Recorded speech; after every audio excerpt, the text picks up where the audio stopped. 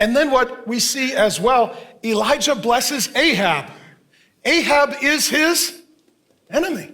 Here's what he says, go tell Ahab, rain is coming, run for your life. How many of you would have been like, Lord, if you want to tell him, feel free, but I'm not going to let him know. Like, right now, if God said something terrible is going to happen to your enemy, you're like, good. That's what I was hoping. But here's what he does. He warns him. See, Ahab hates Elijah, and Elijah doesn't hate Ahab. Now, he hates the demonic work that he's doing, but he loves him and he serves him and he blesses him. And he says, you're going to die unless you run.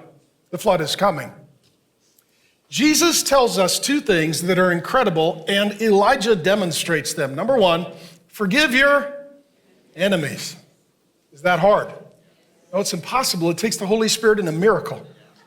That's why the Bible literally says, do not grieve the Holy Spirit and choose bitterness. You're going to need the Holy Spirit to forgive somebody. And then Jesus says something even more incredible. Don't just forgive your enemies, but bless your enemies. And the blessing is the test of the forgiving. You say, well, I've forgiven them. Well, have you blessed them? Like, well, of course not. Okay, well, then you may not have forgiven them.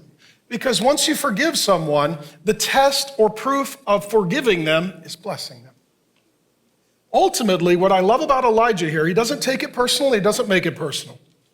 Ahab has a problem with God, and God has a problem with Ahab. Now, Ahab tries to make it a problem with Elijah, but Elijah is saying, actually, this is between you and the Lord. And I'm still going to be gracious, and I'm going to forgive you, and I'm going to bless you, but this is between you and God. I'm not going to take it personal or make it personal. There are people in your life, they hate you because you love God. So don't hate them. Have love for them and leave it between them and God. And I love the fact that he blesses his enemy.